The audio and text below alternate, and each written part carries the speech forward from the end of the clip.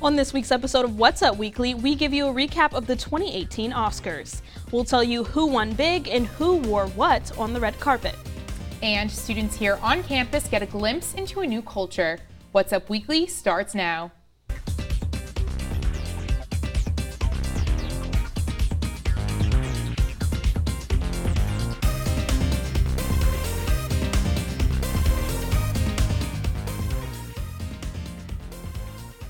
Hello and welcome to this week's episode of What's Up Weekly. I'm Laura Puglisi. And I'm Alex Eady. Let's kick off this week's episode with a look at this weekend's Oscars. If you missed any of the award show, no worries. What's Up Weekly reporter Kenzie Young gives us a recap of the night. With award season winding down, the Oscars took place on Sunday, giving many unexpected results. Starting off with the red carpet, many stars walked the walk, and one even broke the unspoken rule, repeating their outfit. Rita Moreno, most famously known for her Academy Award role in the West Side Story, walked the red carpet wearing the exact same dress she wore to the Oscars back in 1962.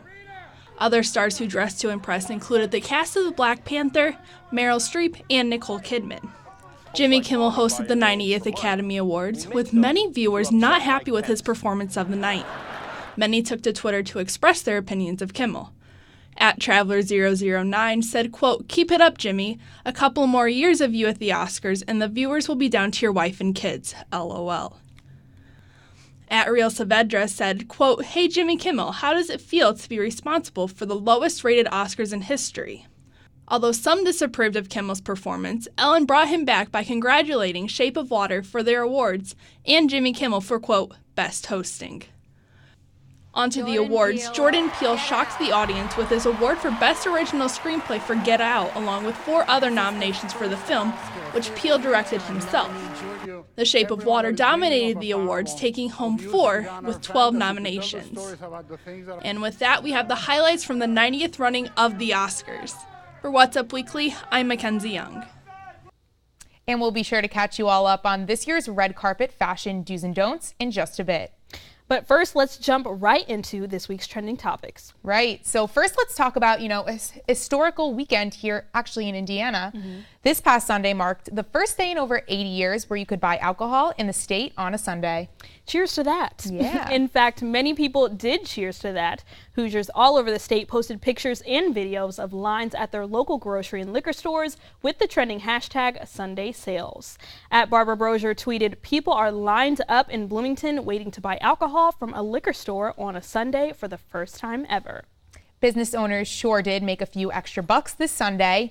@Becca Costello tweeted, "Vince Carnaggio has worked at Ellettsville's beverage shop for 9 years. He said, there were 5 cars waiting out there, but we had to wait until exactly 12 to open the door, and everyone wanted to be the first one."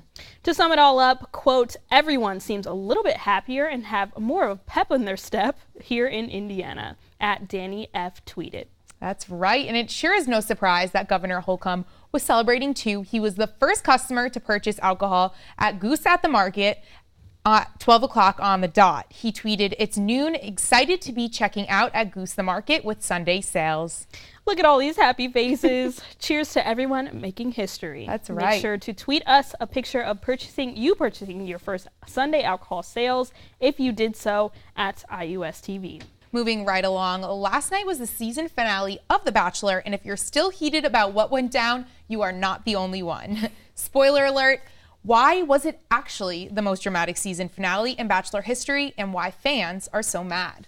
Laura, I have to say I'm not the biggest Bachelor fan, but I know you are. And I basically know everything that went down because of social media. I mean, people were freaking out on every single outlet possible. Yeah, and rightfully so. Let me give you guys, a quick breakdown of what happened.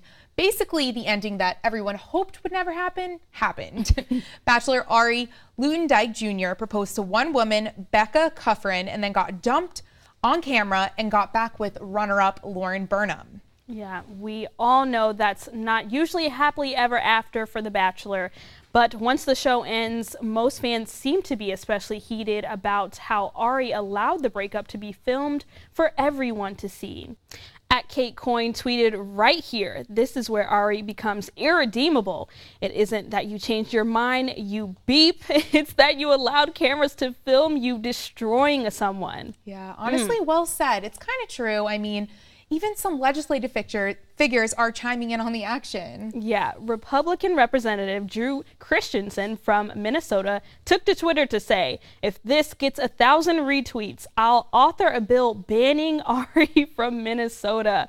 Wow, he must have really felt triggered on that. Yeah, and let me tell you, it got, I think, more than 8,000 tweets. Yeah, I so saw definitely got that 1,000. And he then went on to ask his followers if he should invite Becca to be his guest at next week's Minnesota State of the State address. I think he might have pushed it, though, with that one. Yeah, I think he forced it a little bit with that. But this just really goes to show how many people are invested in this show. Yeah, and how mad people actually were because of this. I know. There must have been, there have been actually in the past many post-Bachelor marriage breakups, but none that I can remember, that were accompanied by a camera crew. Yeah. And if 3 agonizing hours were not enough, host Chris Harrison announced that there will be an additional special episode, actually tonight, right now, where the 3 hashed out live. Wow, I just can't picture that ending well. No, it's one of those, scenarios, you shouldn't look, but you can't quite help yourself. Yeah, can't take your eyes off of it, but we will see how things turn out. And lastly, the 90th Annual Academy Awards was this past Sunday, and it's only right that we give you guys a quick look at who wore what. Yes, the star-studded red carpet was filled with celebs, some who came dressed to impress and others that were just a bit of a mess. Yes, so let's get right into first the worst dressed. We have Olympic figure skater Adam Rippon. He came to the red carpet bringing a little flair, sporting what looks like to be a harness underneath his suit. Yeah, it looks like he's got some cutout action going on with this very non-traditional suit. I don't know, some people might like it. I just think he might have tried a little bit too much to put a spin on, the traditional tux. Yeah, I totally agree. It's not horrible, but it's just a little strange in my opinion. Yeah. Moving on. Next up is Jennifer Lawrence, who I think looks really good here on the red carpet. Yeah, I definitely like her red carpet look. She's got this sleek golden sequin gown with a red lip color for a little pop. And she actually has in her hair this really effortless beachy wave style, which I think actually works surprisingly well with such a formal look. Yeah, good job, J-Law. You rocked it, girl. And last but not least, let's talk about Nicole Kidman right now. She's wearing a sapphire-colored Armani gown, and I think she looks great on this red carpet. What do you think? First of all, I love her, so it's hard for me to say she doesn't biased. ever look good. But she does look good. I mean, look at her. The blue is very pretty. It suits her well.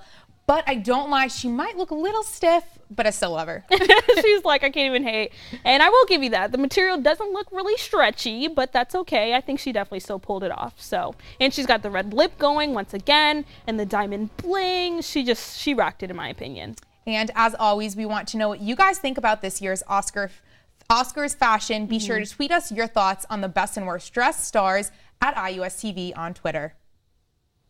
Many students on Friday night experienced firsthand what Afro-Caribbean culture really is. What's Up Weekly reporter Amelia Miles gave us an inside look into the event. Women of Color Leader Institute, I Am That Girl IU, and the African American Studies Department held an event called Cultural Explosion at the Teeter Nest on Friday night. Students in attendance were exposed to Afro-Caribbean culture like never before. At the painting station, many students are painting sunsets of Africa. The tree is there to signify all the cultures being unified in the tree. Other stations included henna tattooing, belly dancing, arts and crafts, and head wrapping techniques. Well, something that I learned today that I didn't know before was something as simple as how to tie a scarf. So I'm not a person that's going to tie a scarf around my head, but it was good to see how to actually tie a scarf and show that African culture. Events like these not only bring different cultures together within Africa, but IU together as well. With many controversial issues happening on campus recently, this gathering was much needed to move in the right direction. Students of all different ethnicities experienced firsthand what cultural explosion means to other people. For next year's event, these clubs plan to do it bigger and better. I think that it'd be really amazing to add on more cultures and just have an event where they're showcased and highlighted in a beautiful way. For What's Up Weekly, I'm Amelia Miles. African Students Association is only 2 weeks away, and to get all the details about those upcoming events, follow IU_ASA on Instagram. With a focus on helping both domestic and international IU students, the IU Office of Career Services hosted their annual Career Communities Week. Reporter Meredith Struing has the story behind last week's event called Careers in China. Indiana University has one of the largest international student populations in the United States. Close to 3,000 of those students are Chinese. Careers in China, a first-year event that was hosted on Friday, March 2nd, presented both domestic and international students with career opportunities. These ranged from Chinese companies to U.S. companies that have offices in China. Sarah Koeda emphasizes the need for an event like this. At some point in your career, you're going to have the ability and some kind of experience in order to work with diverse coworkers or clients. The networking session features large companies such as Boss, a Chinese hiring app that allows recruiters and job seekers to interact with one another over an app on their phone just by a recording. Other corporations in attendance included P&G, Fragaman Law Firm, and Chinese Consulate in Chicago. Domestic students, and where they who are interested in China, there's so much, China sort of has this very mysterious view, to the rest of America. And I think it's a really good opportunity for American students to learn more about it, that it's really not a big scary place. It's actually a place of huge opportunity. Diverse career fairs should be about developing actual relationships within your network.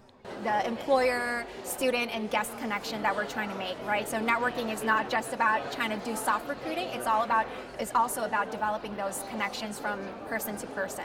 IU hopes this event will gain momentum, allowing the career services to continue this program, as well as creating additional events that represent more of the international student population. Through events like these, IU hopes to place an emphasis on cross-connection between students and the world. Even though we come from totally different backgrounds and speak different languages, I think we can still find a lot of common ground. For What's Up Weekly, I'm Meredith Struing. For more information on international student programs, visit the Office of International Services at ois.iu.edu. Coming up after the break, we'll give you some tips on packing for your spring break getaway. And we'll bring an expert in studio who will tell us the do's and don'ts of tanning before break. Stay with us.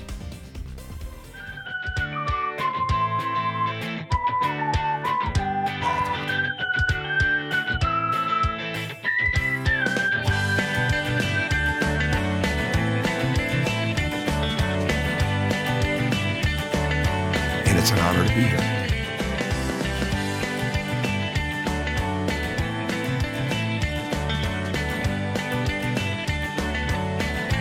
After suffering a season-ending injury in late March.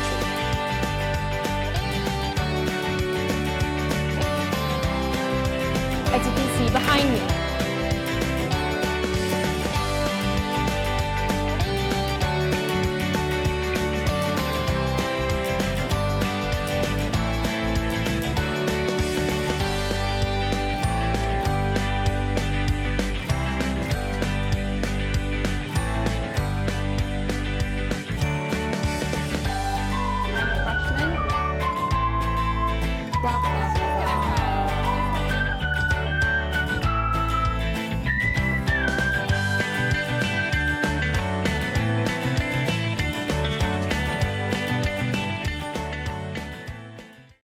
Well, it's that time of the year. The semester is almost over and students get a little tease of summer with spring break. What's Up reporter Samantha Haynes talks with students on campus about their spring break destinations. Hey, it's Samantha Haynes from What's Up Weekly. This weekend is spring break and I'm wondering where IU students are headed this year. So come with me and we'll find out where this year's hottest destination is. I'll be going to Los Angeles with a few friends. Be going to the Santa Monica area. This is Trey Brummett. I'm a junior. I'm headed home to Naples, Florida. Macy Pickering, sophomore. I'm going to Cozumel, Mexico. Ben Armistead, I'm a freshman. I'm heading to a cabin in Chattanooga with my pledge class. I'm Justin, I'm a sophomore. I'm Mateen, I'm a sophomore as well. I am headed to Punta Cana. I'm going to beautiful New Jersey. I'm Emma Foy, and I'm a sophomore. Punta Cana in the Dominican, yeah. I'm Alicia, and I'm a freshman. I'm going to Gatlinburg, Tennessee. I've not been there before. I wouldn't say that I have anything in particular to check off my bucket list. I think that we're just kind of playing it by ear, but definitely want to go hang out on the beach, maybe explore the city. And I also have a friend at UCLA that I want to visit. Well, I just didn't save any money for spring break this year, and well, my parents just recently retired to Florida, so I guess it's like where people go for spring break anyway, but that's where I go for home. You go get in the cage where you see the sharks swim around you? Yeah, Okay, so planning on doing that. No clue. I think hiking for a while. I'm also biking a lot because I'm on a little 5 team. So I have to stay calm my spring break. I'm seeing one of my best friends from West Point. He's coming out there as well, so I'm just excited to see him.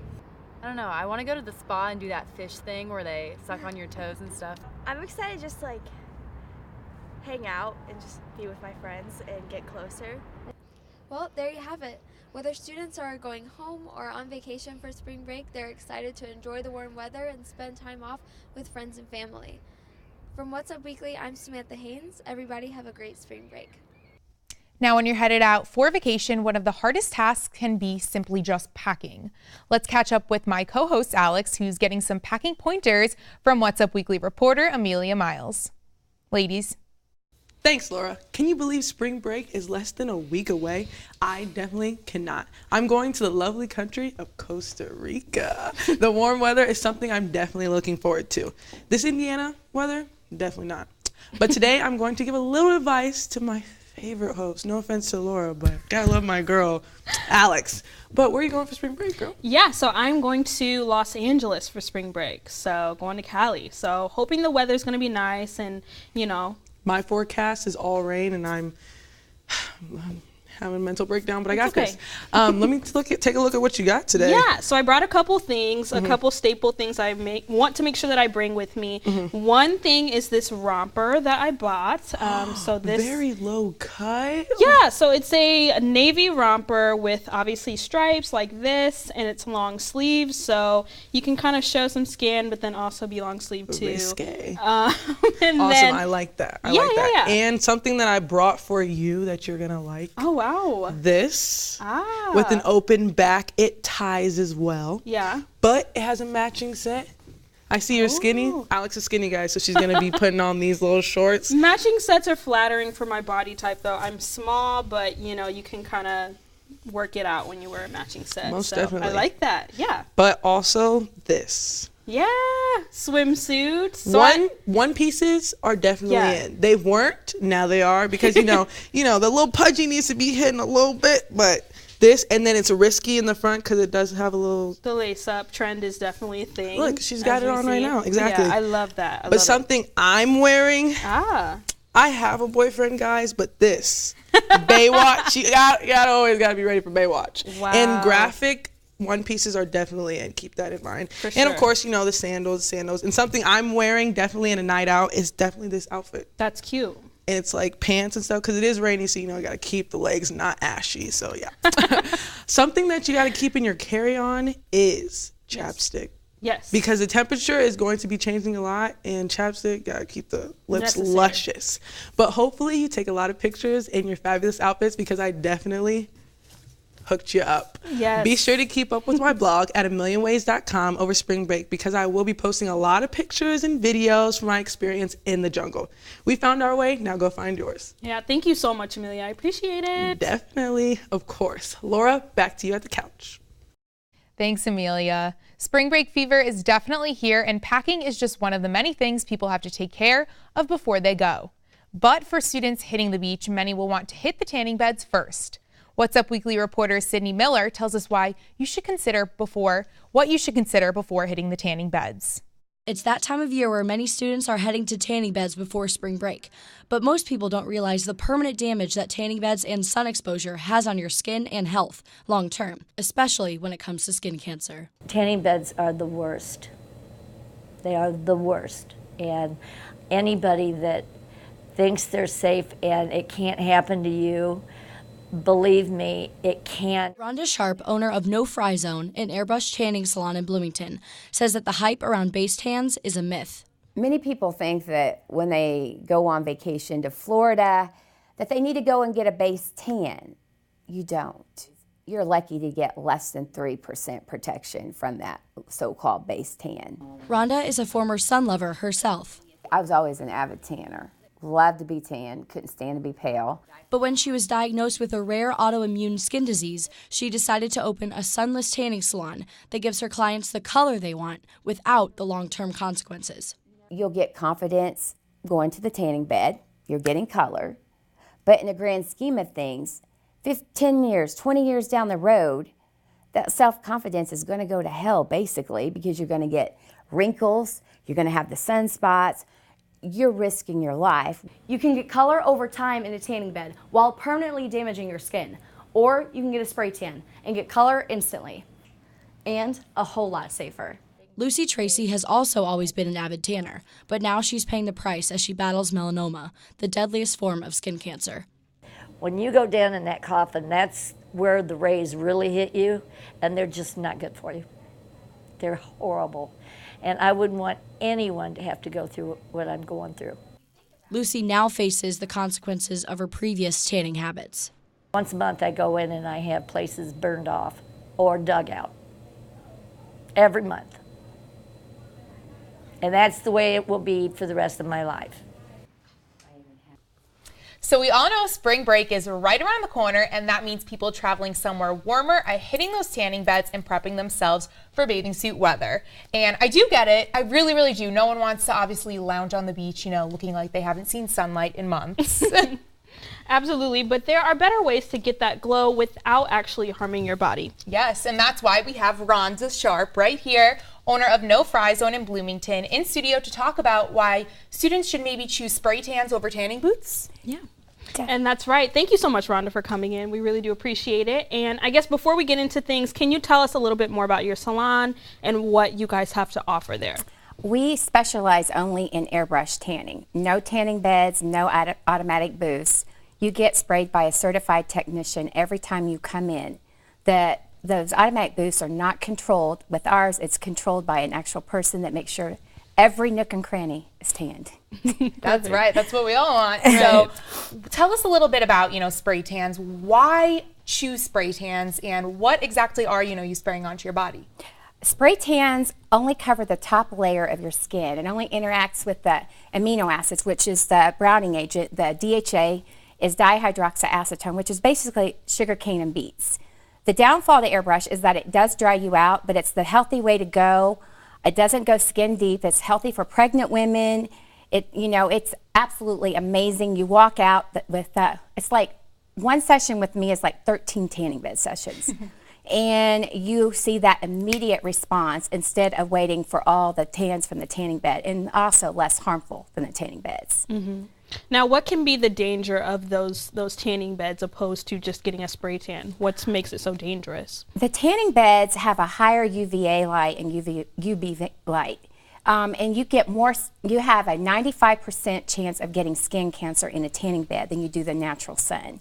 Mm-hmm. And not only that, it causes sunspots, and if you've had one major burn in a lifetime, you have a 75% chance of developing skin cancer. One of my very dear friends just got a piece cut out of her back from skin cancer, and she's like 3 years younger than me, and I'm 50. Mm-hmm. So it doesn't matter what age you are, you will get it. It doesn't have to be hereditary. Yeah.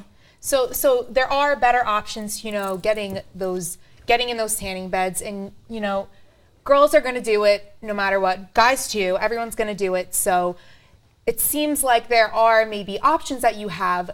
Obviously, with spray tans too, there are some concerns. Some say maybe will make you look orange. Mm-hmm. Some say the chemicals are harmful. Tell us a little bit about pros and cons. Mm-hmm. Okay, the cons to airbrush tanning is that it does dry you out. It's just like any other beauty service. You've got to have maintenance, like getting your nails filled. The same thing with airbrush tanning. It dries you out. When you see those patchy spots on people's arms and their necks, you sweat there, and so that tends to dry you out more, and the tan will wear off differently. So the downfall is it dries you out. The pros to it is you get that immediate response without the harmful rays of the sun. People are so worried about turning orange nowadays, and I'm sure you've seen the episode of Friends with Ross. It was not controlled, and same thing with airbrush. When we spray you, we give you our professional opinion when to shower it off. a lot of girls think more is better. No, less is better. Yeah. So when you shower it off sooner, you're going to still get the beautiful color without the harmful rays, and you won't be orange. And the only way you are orange is if you leave it on and you let it over process and you go against what we say professionally.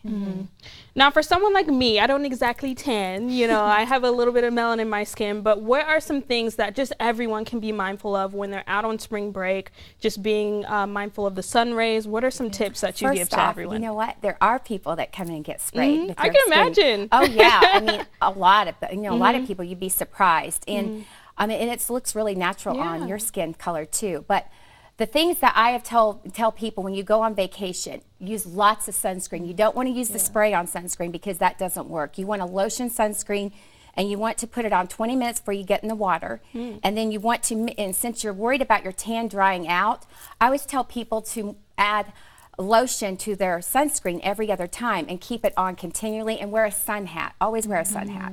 You don't want those rays hitting your face because that's what could get wrinkles, and you can develop sunspots as well. So the more sunscreen, the more lotion you use, the more evenly the tan will fade, and the more natural it will look, and without the harmful rays. Right. We all want to look good, but you know, skin cancer is very real, and it's very dangerous and scary. So it's good to take care of yourselves. Finally, tell us a little bit about where No Fry Zone is located, and are you guys offering any spring break deals? What should people be on the lookout for?